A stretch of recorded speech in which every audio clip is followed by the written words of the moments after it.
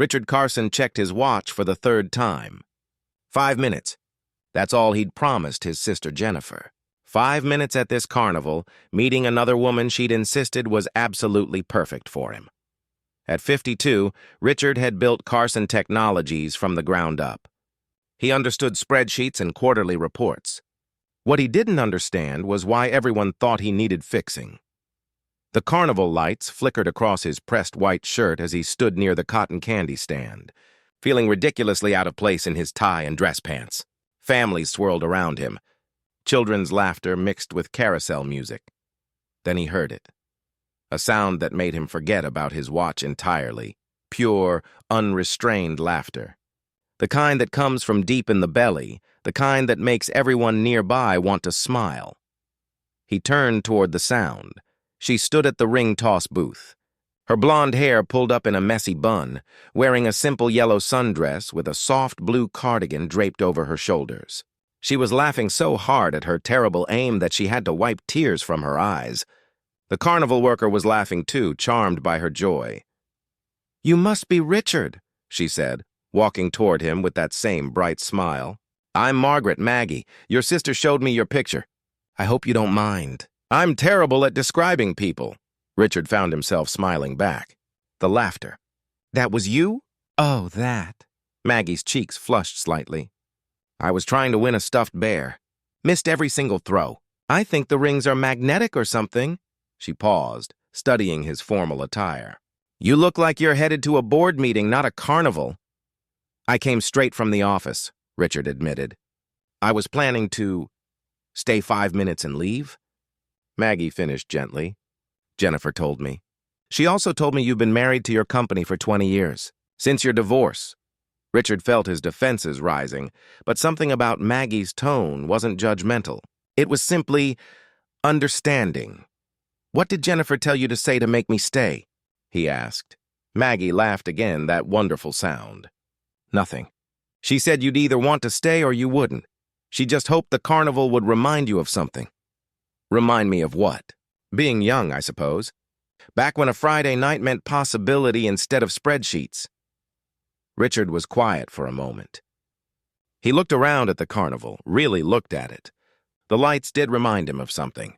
Summer nights when he was 17.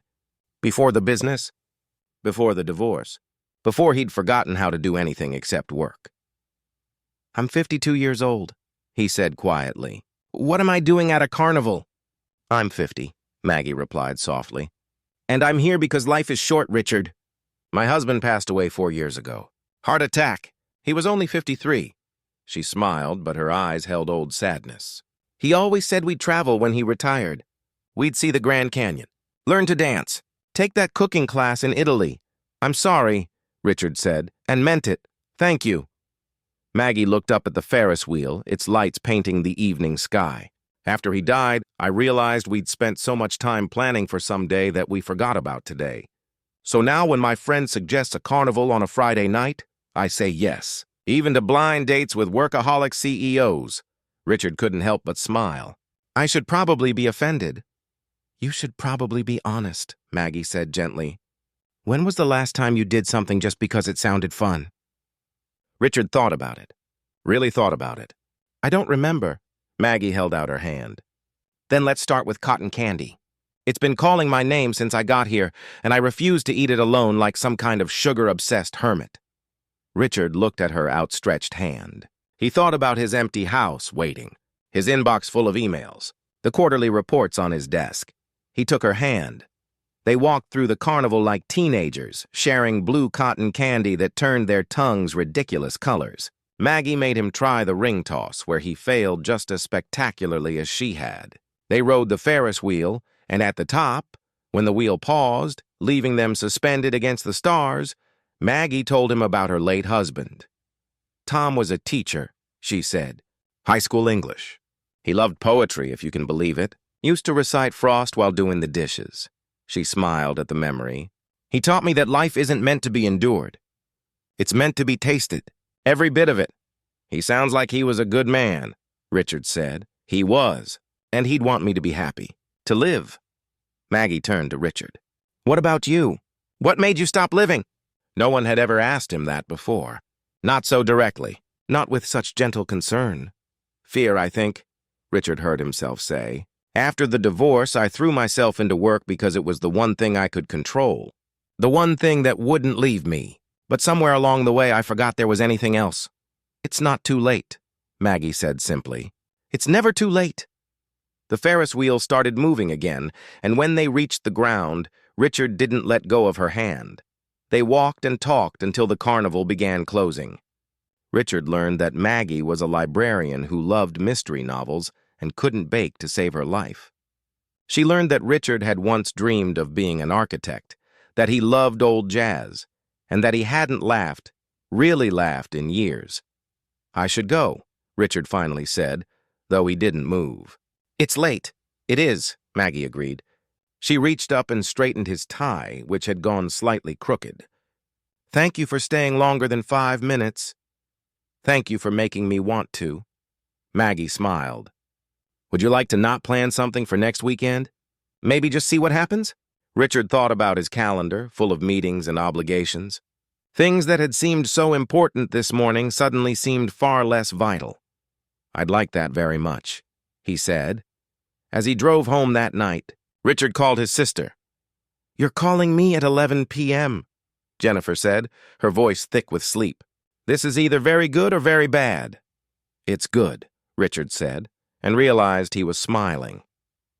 You were right. About Maggie. About the carnival. About everything. So you're going to see her again? Yes, and Jennifer? Thank you. For not giving up on me? That's what family does, Richard. We don't give up. Richard and Maggie's second date wasn't at a fancy restaurant or theater. It was at a cooking class where they laughed at their terrible knife skills and made pasta that was only slightly better than cardboard. Their third date was at a jazz club downtown. Their fourth was a simple walk through the botanical gardens. Somewhere between the carnival and Christmas, Richard fell in love. Not the desperate, clinging love of his youth, but the warm, steady love of someone who'd learned that the best things in life aren't planned on spreadsheets. On New Year's Eve, as fireworks painted the sky above the city, Richard took Maggie's hand. I came to that carnival planning to leave after 5 minutes, he said, but your laughter made me stay. And I'd like to keep staying, for all the minutes I have left. Maggie's eyes filled with happy tears. That's the most romantic thing anyone's ever said to me. I'm not done, Richard smiled. I want to see the Grand Canyon with you. Learn to dance with you. Take that cooking class in Italy. I want all the somedays to become todays. Yes, Maggie whispered. Yes to all of it. As the fireworks burst overhead and the city celebrated another year, Richard Carson held the woman who'd reminded him what it meant to truly live. Sometimes the best chapter of your life begins when you least expect it. Sometimes all it takes is 5 minutes. And sometimes, if you're very lucky, laughter leads you home.